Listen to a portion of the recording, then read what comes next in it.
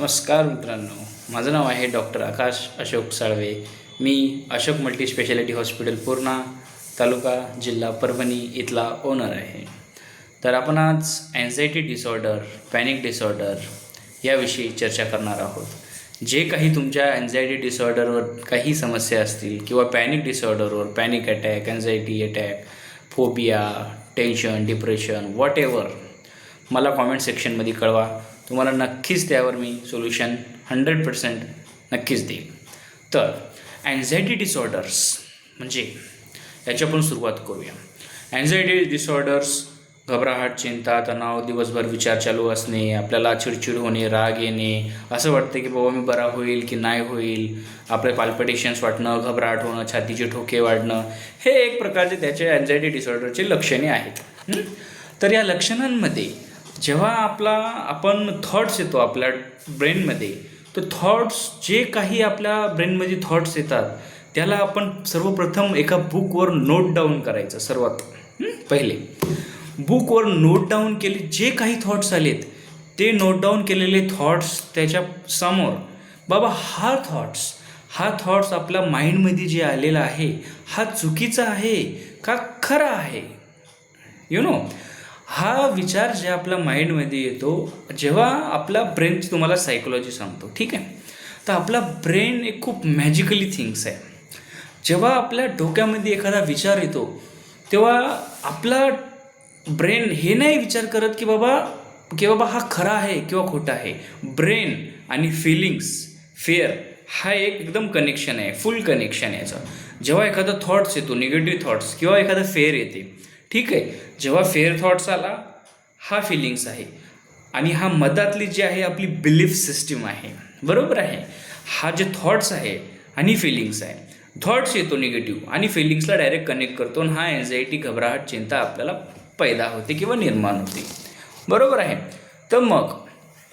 तर या मधामधला हा जे एन्झायटी आहे आणि हा जे थॉट्स आहे याच्या मधामधला जो बिलीफ सिस्टीम आहे त्यामध्ये आपल्याला प्रॉब्लेम असते, बरोबर आहे. म्हणजे हा बिलीफ सिस्टीम आपल्या ब्रेनमधली तोच बिलीफ सिस्टीम असतो की बाबा हा थॉट खरंच ॲक्च्युअलमध्ये खरा आहे का हा थॉट अँझायटीचा आहे.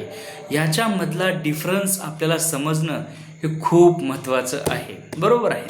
आता माझ्या डोक्यात असा विचार आला की बाबा मला आता माझा श्वास एकदम कोंडणार, माझं हृदय बंद पडणार, तर पडणार का? विचारायला आल्यानं पडणार का? पॉसिबलच नाही आहे. म्हणजे थॉट्स आपला काहीही करू नाही शकत. थॉट्स म्हणजे हा थॉट आहे, बरोबर आहे. थॉट्स म्हणजे नथिंग बट फिलिंग्स, बस. थॉट आपल्याला घाबरू शकतो, दुसरं काहीच नाही करू शकत. हे जेव्हा आपल्या ब्रेनमध्ये हे समजून घेणार नाही तोपर्यंत आपली अँझायटी, पॅनिक याला आपण सामना नाही करू शकणार, बरोबर आहे. आणि सेकंड थिंग, जेव्हा आपल्याला पॅनिक अटॅक येतो किंवा अँझायटी अटॅक येतो, ठीक आहे, तेव्हा आपला ब्रेन काय करतो, ब्रेन म्हणतो की बाबा आपल्याला आता काय होणार याचं सोल्युशन काय आहे.